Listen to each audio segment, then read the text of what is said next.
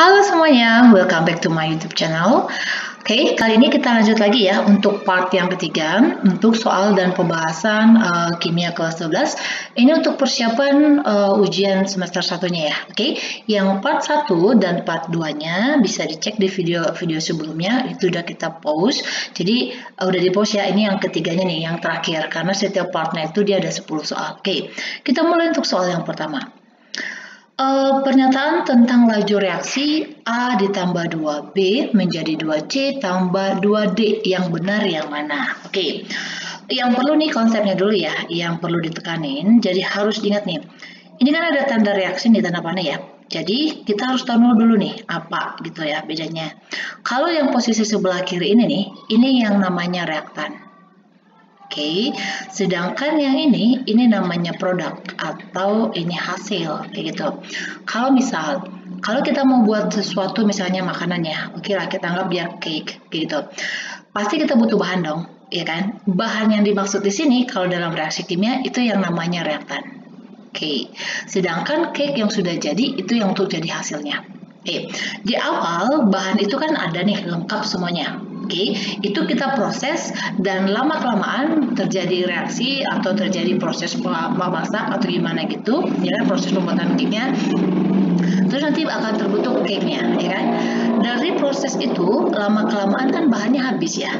Oke, di awal produknya itu belum ada cake-nya kan, masih dalam bentuk bahan. Dan di akhir apa yang ada yaitu cake-nya. Sedangkan bahannya, bisa jadi bahannya habis atau dia berkurang. Kayak gitu ya. Jadi intinya bahan itu, reaktan itu dalam proses itu dia makin lama makin berkurang. Sedangkan produknya ini makin bertambah. Oke, ingat ya. Dan kalau reaksi ini kita pakai konsentrasi. Oke, berkurangnya konsentrasi A. Oke, benar ya, yang A ini dia berkurang karena posisinya sini adalah reaktan. Dan D katanya berkurang. Ini salah karena posisinya si D ini adalah produk. Seharusnya dia bertambah. Oke. Berkurangnya konsentrasi C. Ini jelas salah karena C di sini sebagai produk. Oke. Berkurangnya konsentrasi B. Oke, benar ya karena posisi sebagai reaktan. Dan C juga katanya berkurang. Ini salah. Seharusnya dia bertambah karena posisinya sebagai produk. Berkurangnya konsentrasi A, ini benar karena di sini posisi reaktan ya. Dan B-nya katanya berkurang. Benar ya karena posisinya sama-sama reaktan. Persatuan waktu. Jadi jelas jawabannya itu adalah yang D. Jadi ingat konsepnya yang tadi ya, jangan salah. Lanjut lagi untuk soal yang kedua. Amonia dapat dibakar dengan persamaan reaksi sebagai berikut. Ini ada persamaan reaksinya ya. Terus jika pada 10 detik diketahui 4,8 mol amonia yang terdapat dalam 2 liter wadahnya. Jadi wadahnya itu 2 liter isinya. Yang ditanya laju reaksi oksigen dan laju reaksi pembentukan dari air berturut-turut berapa? Kita cek dulu nih. Kita tulis dulu ya reaksinya. Ini NH3 plus 5O2, terus ini menjadi 4NO ditambah 6H2O. Terus ini ya, perlu diingat satu, kalau misalnya kita buat yang namanya persamaan reaksi, itu ingat persamaan reaksinya itu harus balance, harus setara.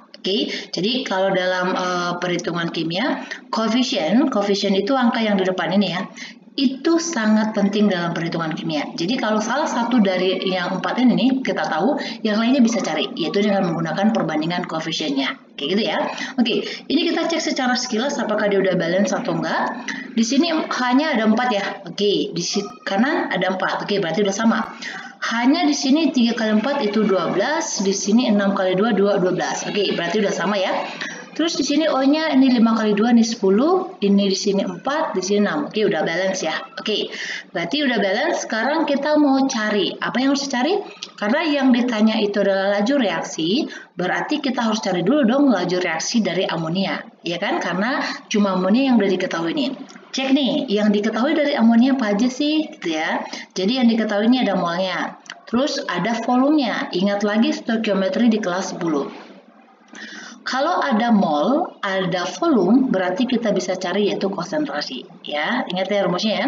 Konsentrasi sama dengan mol per volume. Dan ingat kalau kita menggunakan rumus yang ini, itu volumenya dalam satuan liter. Oke, terus ini kita masukin di sini dia 4,8 mol, sedangkan volumenya itu 2 liter. Oke, ini kalau misalnya kita bagi ini jadi 2,4 molar. Oke, karena kita cari yang adalah laju reaksi, berarti setelah kita cari molar, kita harus cari laju reaksinya. Ingat lagi, laju reaksi simbolnya kan V ya. Apa rumusnya? Yaitu perubahan konsentrasi per satuan waktu. Ya, jadi konsentrasinya di sini yaitu 2,4, sedangkan di sini nih udah jelas diketahui yaitu waktunya 10 detik. Oke, maaf ya kalau misalnya ada berisik, kita tetap fokus aja. Oke, jadi 2,4 dibagi 10 ini sama dengan 0,24 molar per second. Oke, ini adalah laju dari si amonianya, yaitu 0,24. Tadi yang ditanya siapa? Yaitu lajunya si oksigen sama lajunya H2O. Oke, jadi ingat tadi sebelumnya saya udah bilang, kalau misalnya salah satu diketahui, kita bisa cari yang lainnya, yaitu dengan menggunakan perbandingan koefisien, gitu ya. Oke, kita mau cari laju terhadap oksigen. Nah, cara gini, karena yang dicari ada oksigen, berarti kita menggunakan koefisien dari oksigen dibagi atau dibandingkan dengan koefisien yang udah diketahui. Lajunya, siapa dia? Itu amonia. Berarti ini koefisien dari amonia. Dikali, karena kita mau cari lajunya, berarti dikali dengan lajunya si amonia juga, karena dia yang diketahui. Kayak gitu ya. Berarti koefisiennya si oksigen itu 5, koefisiennya amonianya 4, dan lajunya adalah 0,24. Oke, ini ke sini kan 0,06 ya. Oke, berarti ini sama dengan 0,3 molar. Oke, untuk oksigen 0,2 ya, 0,3. Ini katanya berturut-turut, berarti sekarang kita udah bisa eliminasi nih. Karena kan berturut-turut berarti ini 0,3. Berarti yang ini 0,3 yang ini ya. Berarti ini jawaban antara A sama C. Oke, untuk memastikan berarti kita cek lagi yang H2O-nya. Oke, dengan cara yang sama, yaitu kita buat pakai perbandingan koefisien ya. Koefisiennya H2O yaitu 6, koefisien dari NH3 4, dikali lajunya 0,24. Oke, ini ke sini tadi kan 0,06, 0,06 dikali 6 berarti 0,36 molar per sekon. Oke, berarti nih, berarti yang benar itu adalah yang A. Oke, bisa ya, gampang ya. Oke, lanjut lagi untuk soal yang ketiga. Data percobaan A ditambah B menjadi AB adalah sebagai berikut. Yang ini ya, ada 3 percobaan nih. Order reaksi terhadap A dan B berturut-turut. Oke, teman-teman bisa pakai cara panjang atau misalnya cara pakai logikanya juga bisa. Itu nanti tergantung teman-teman yang nyamannya itu bagaimana. Begitu ya. Oke, nih. Jadi kalau untuk buat persama lajunya kan V sama dengan K. Ini kan konsentrasi yang dipakai adalah konsentrasi reaktan ya, bukan produknya. Berarti konsentrasi A pangkat X dikali konsentrasi B pangkat Y. Jadi X dan Y di sini itu adalah ordernya. Oke, ingat kalau kita mau cari order terhadap A, berarti kita harus lihat B yang konsentrasinya sama, yaitu pada percobaan keberapa. Kayak gitu ya. Berarti di sini kita mau cari ini dulu ya, kita mau cari A. Berarti ini yang sama, yaitu sama-sama 0,5. Kalau misalnya mau dimasukin ke rumusnya nggak masalah, bisa. Tapi kalau misalnya mau cara simpelnya kayak gini. 0,1 ke 0,2 kan ini naik 2 kali lipat ya. Naik 2. Dari 2 ke 8 berapa naik? 8 kan? 4 kan? Ini 4. Berarti 2 pangkat berapa supaya dapat 4? Berarti 2, ya kan? Berarti X ini adalah order 2. Oke, ini kita hapus supaya nggak menghalangi, maksudnya supaya bisa ngerti. Kalau kita mau cari B, berarti lihat konsentrasi A yang sama, yaitu pada percobaan 1 dan 3, ya kan? Berarti kita cek ini, 0,05 ke 0,4, berarti 4 kali lipat ya. Nah, ini ke 4 kali lipat. Dari 2 ke 32, berarti ini 16 kali, ya kan? 4 pangkat berapa supaya dapat 16, berarti 4 pangkat 2. Berarti yang Y juga ordernya 2. Nah, karena di sini yang diminta adalah berturut-turut, berarti ordernya kan sama nih, berarti 2 dan 2. Berarti jawabnya ini adalah yang B. Oke, gampang ya. Lanjut lagi untuk soal yang keempat. Berikut ini data percobaan laju reaksi. Q tambah 2T menjadi T2 Q pada beberapa kondisi. Oke, ini ada persamaan hasil percobaan ya. Jika Q dan T masing-masing diubah menjadi 0,4, maka harga laju reaksinya berapa? Oke, jadi ini yang ditanya itu adalah laju reaksi jika konsentrasinya dibuat ya, misalnya ini sama-sama 0,4. Oke, pertama sekali kita harus cari orde masing-masing dulu supaya kita tahu persamaan lajunya itu bagaimana. Oke, setelah itu cari K-nya, konstantanya, baru kita bisa masukin. Oke, kita cari ordenya dulu nih. Kita buat ya persamaannya. V sama dengan K dikali konsentrasi Q. Kita anggap dia ini ordenya X, plus T ini ordenya Y. Oke, caranya kita buat yang simpel tadi aja ya, yang paling gampang aja. Kalau kita mau cari Q, berarti lihat T yang sama ya, yaitu pada percobaan 1 dan 2. 0,1 ke 0,2 ini 2 kali lipat. Oke, 2 aja ya, 2 kali lipat. Tapi kita buat 2X, kayak gitu. 1,25 dikali 10 pangkat min 2, ke sini dia berapa kali lipat ya? Ini kan sama-sama pangkat min 2 ya, nah ininya. Berarti ini ke sini dia 4 kali lipat. Oke, ini 4 kali lipat. Berarti 2 pangkat X, 2 pangkat berapa supaya dapat 4? Berarti 2, ya kan? Berarti si Q ini ordenya 2. Sekarang kita cari yang T. Oke, kalau mau cari T berarti lihat yang Q yang sama, yaitu pada percobaan 1 dan 3. Oke, berarti ini 1 dan 2. Berapa kali lipat? Oke, good. 2 kali lipat. Ini kita anggap dia 2 pangkat Y. 1,2 kali 10 pangkat min 2, hati-hati ya, ini 10 pangkat min 1 bawahnya. Oke, ini kita samain supaya dia sama-sama pangkat min 2. Jadi supaya disamain, jadi buat ini. 10 dikali 10 pangkat min 2. Kayak gitu ya. Jadi 1,25 ke 10 naik berapa? Naik 8 kali, ya kan? 2 pangkat Y, 2 pangkat berapa supaya dapat 8? Yaitu pangkat 3. Oke, jadi ordenya persamaan lajunya itu adalah Q pangkat 2, T pangkat 3. Oke, udah dapat nih persamaan lajunya. Sekarang kita mau cari nilai K-nya berapa? Oke, kalau untuk mencari nilai K-nya kita menggunakan kita menggunakan percobaan salah satunya. Oke, misal yang kita pakai itu adalah percobaan 1. Oke, berarti ini kita hapus dulu ya supaya nanti lebih mudah melihatnya. Oke, kalau untuk percobaan yang pertama nih kita pakai berarti V-nya berapa? Yaitu 1,25. Oke, masukin dari sini ya. 1,25 dikali 10 pangkat min 2 sama dengan K dikali konsentrasi Q-nya berapa? Yaitu 0,1 ya. Kita jadikan bilangan berpangkat aja menjadi 1 kali 10 pangkat min 1. Oke, ini orde 2 ya, pangkat 2 kali T-nya juga 0,1, berarti 1 kali 10 pangkat min 1 pangkat 3. Oke, berarti ini kita pindah rows aja ya. Jadi kan K yang dicari ya, berarti K sama dengan 1,25 dikali 10 pangkat min 2 per, nih, 1 pangkat 2 kan 1. Kalau dia pangkat, itu dikali ya, kalau dalam kurung kayak gini. Jadi min 1 dikali 2, berarti ini 10 pangkat min 2. Oke, 1 pangkat 3 kan 1. Ini pangkatnya berarti min 1 dikali 3, berarti 1 kali 10 pangkat min 3. Oke, jadinya 1,25 dibagi 1 kan 1,25 ya, 1,25. Sekarang pangkatnya nih, ini kan pangkat min 2 nih ya, pangkat min 2, ini yang di bawah kan pangkat min 2 sama pangkat min 3. Kalau dia pangkat dan dia dikali, itu jadi pangkatnya ditambah. Oke, jadi di bawah itu totalnya jadi 10 pangkat min 5 ya. Oke, ini kan jadi per nih. Kalau per berarti kan dibagi dong. Kalau dia dibagi, pangkatnya itu jadi dikurang. Oke, jadinya seperti ini. 10 pangkat min 2, ini kan dikurang ya. Dikurang karena dibagi, ini tadi min 5. Dikurang-kurang min 5. Kayak gitu ya. Ini kan min ke min jadi positif ya. Berarti min 2 ditambah 5 itu sama dengan 3. Pinter.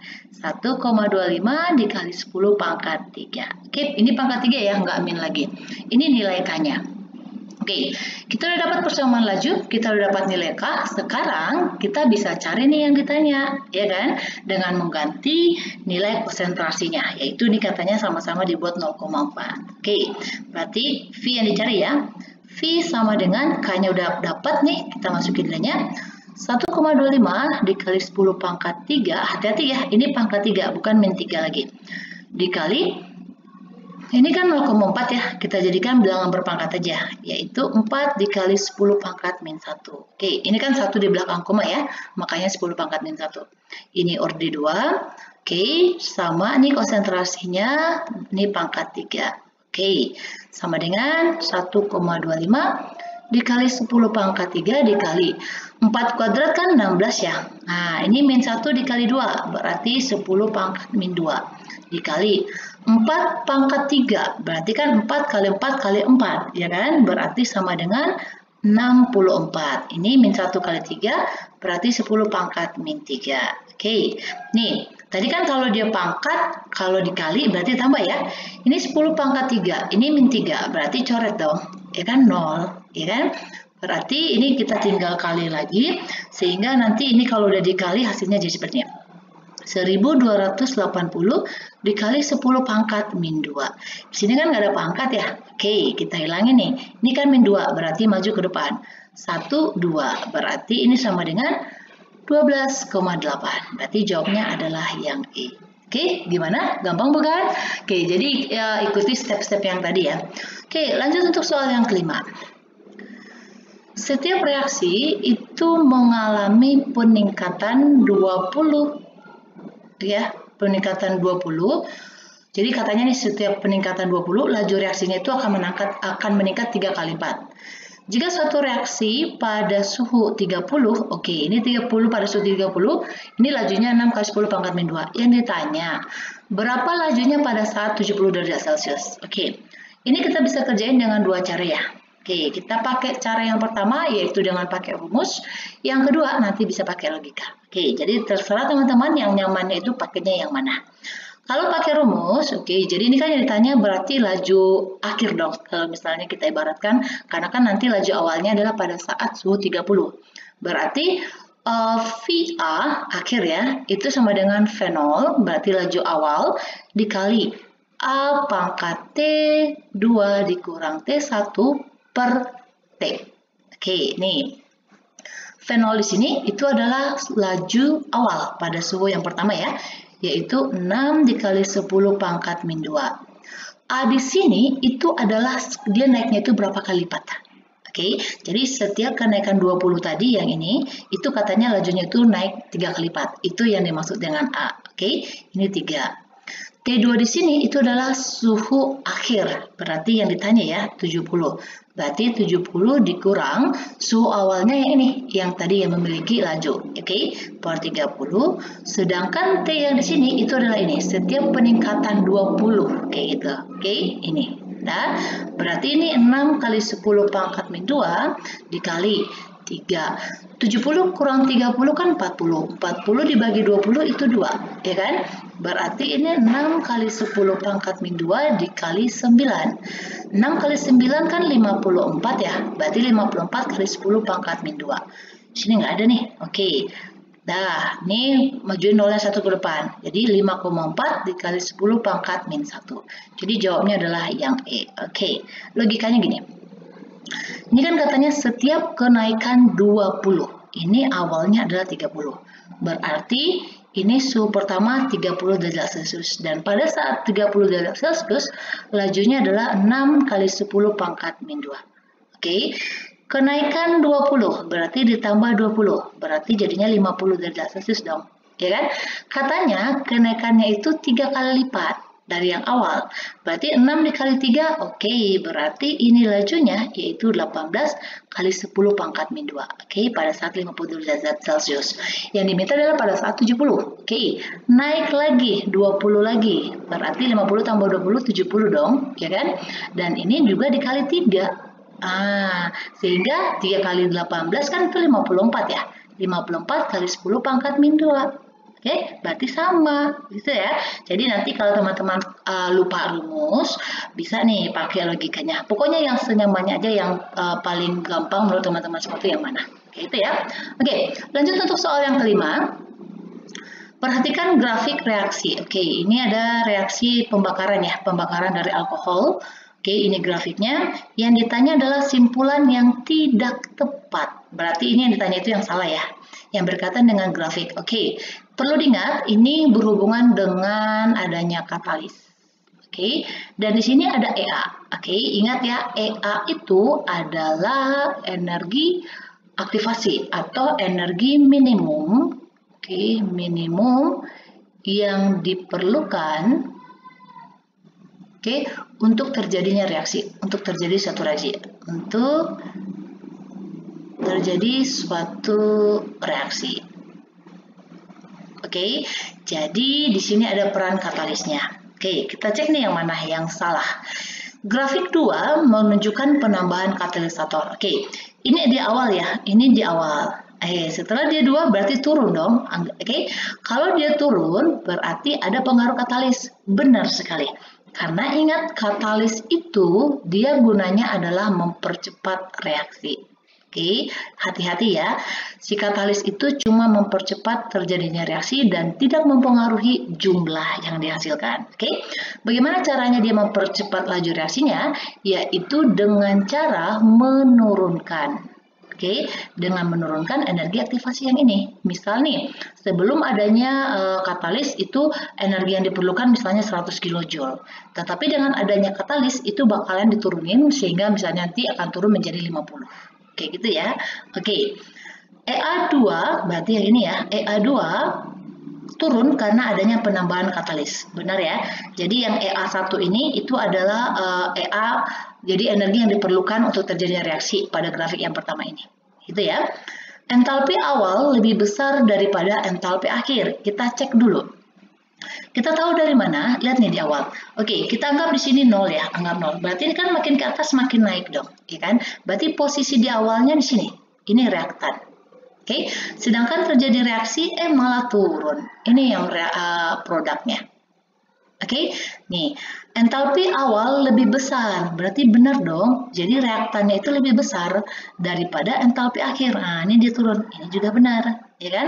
Energi melepas kalor. Oke, ini berhubungan dari apakah dia exo atau endotherm. Ingat lagi, kalau dia melepaskan kalor, berarti itu delta H-nya minus, ya kan? Minus itu berarti dia exotherm. Nah, exotherm dan dia melepaskan. Oke, kita tahu dari mana, dapat dari mana nanti min gitu ya.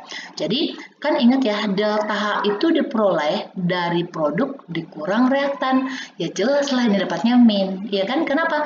Ini nilainya lebih kecil daripada yang ini, ya kan, produknya. Oke, anggap deh, ini kan 0, ini kita buat 5. Misalkan di sini posisinya adalah 40, ya kan? Kalau kita kurangin, ini posisi produknya adalah 5. Ya kan, berarti 5 dikurang.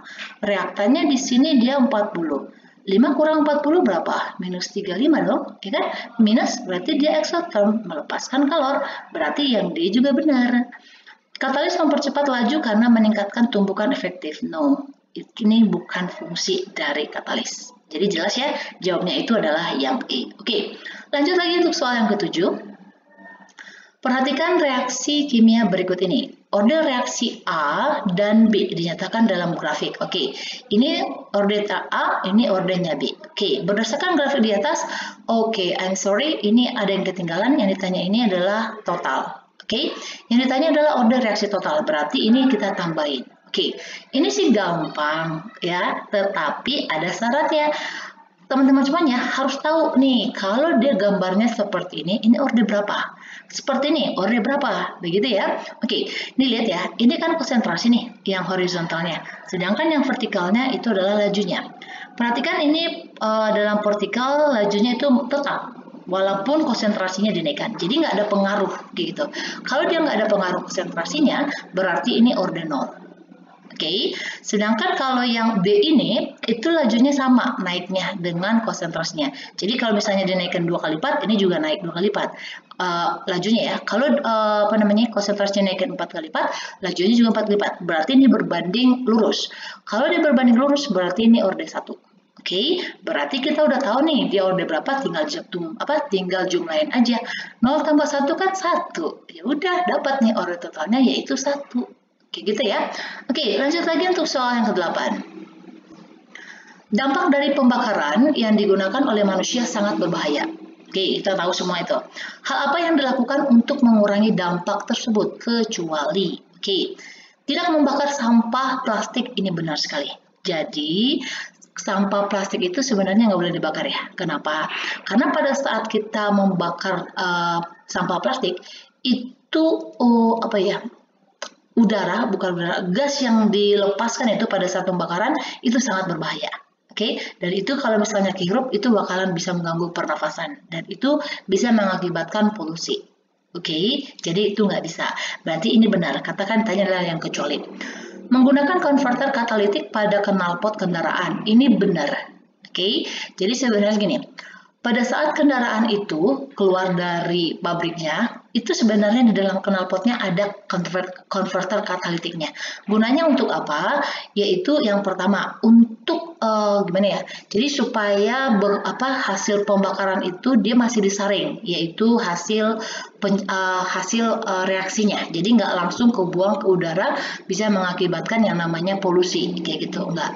Satu lagi itu bisa juga meredam suara. Tetapi apa yang terjadi? Banyak orang yang membuka itu karena mungkin mereka nggak tahu fungsinya apa dan bisa mengakibatkan suaranya kencang gitu, dan juga bisa mengakibatkan yaitu pencemaran udara kayak gitu ya.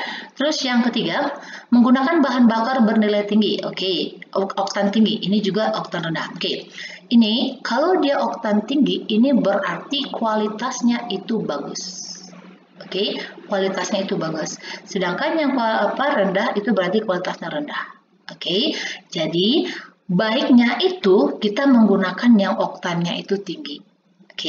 Karena kalau dia semakin bagus mutu dari bahan bakarnya, itu pembakarannya juga itu bakal sempurna, dan juga mesin kita itu, maaf, bentar, sudah motor. Nah, itu salah satunya tuh. Jadi mesin kendaraan itu juga bakalan lebih terawat, gitu ya, dan juga polusinya bakalan bisa diminimalisir gitu. Sedangkan kalau dia oktannya rendah, ini satu bisa mengakibatkan kualitas dari mesinnya itu dia bakalan cepat aus, maksudnya cepat rusak gitu. Jadi pembakarannya itu terjadi sedini mungkin. Jadi belum pas ketukannya udah terjadi pembakaran kayak gitu ya. Terus menggunakan bahan bakar yang menggunakan tel. Ini seharusnya tidak. Tidak menggunakan. Jadi nanti jawabnya ini yang D. Jadi kita nggak boleh menggunakan bahan bakar yang nilai oktannya rendah kalau bisa, gitu ya. Terus nih, tidak menggunakan bahan bakar menggunakan tel. Tel itu apa? Ini ya. Tel itu singkatan dari tetra ethyl lead. Lead ini itu adalah Pb, pelembung tembaga. Dan ini dulu ya, itu digunakan untuk menaikkan nilai oktan yang ini.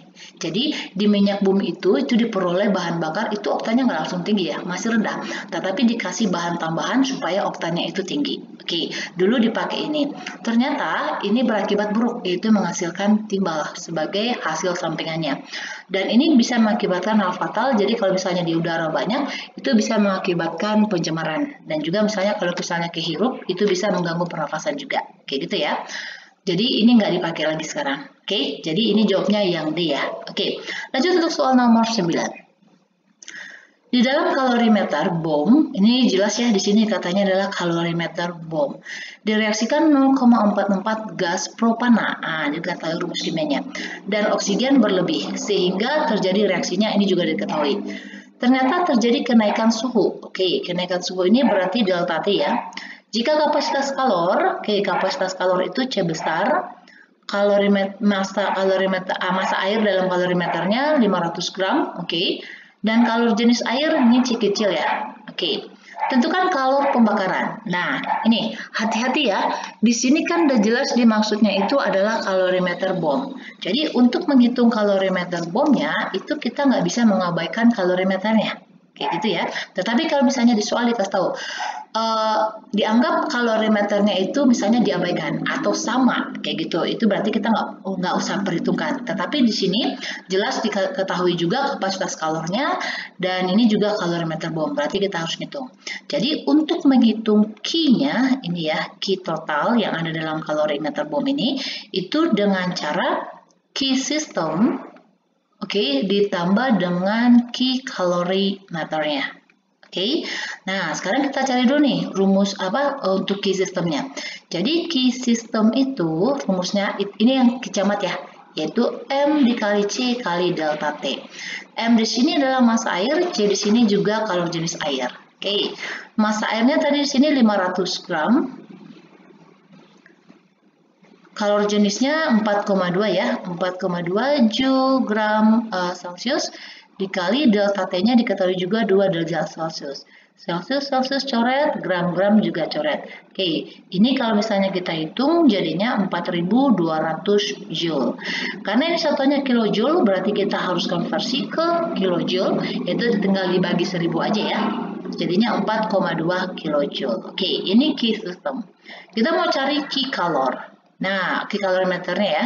Key calorimeternya. Berarti bedanya ya. Kalau calorimeter berarti rumusnya C besar kapasitas kalor dikali delta T. Di sini diketahui C kapasitas kalornya adalah 1000 Joule per Celsius. Delta T-nya tadi 2 derajat Celsius. Coret Celsiusnya ini 2000 Joule. Kita konversi juga ke kilojoule, berarti tinggal dibagi 1000 ya. Berarti 2 kilojoule. Berarti key totalnya, kita buat di sini aja. Key totalnya berapa? Key sistemnya tadi kan 4,2. Key calorimeternya 2. Berarti sama dengan 6,2 kilojoule. Ini adalah 0,44 gram. Berarti ingat lagi. Kalau ada massa, kita bisa cari mol. Jadi mol dari propana, ingat rumusnya massa per mr.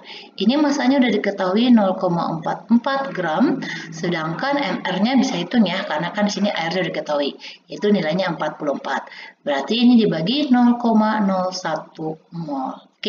Ditanya di sini per molnya ya. Untuk per molnya berarti Q-nya itu nih, tadi totalnya 6,2 kilojoule per 0,01 mol, berarti sama dengan 620 kilojoule per mol. Hati-hati, ini ada minus, ada plus.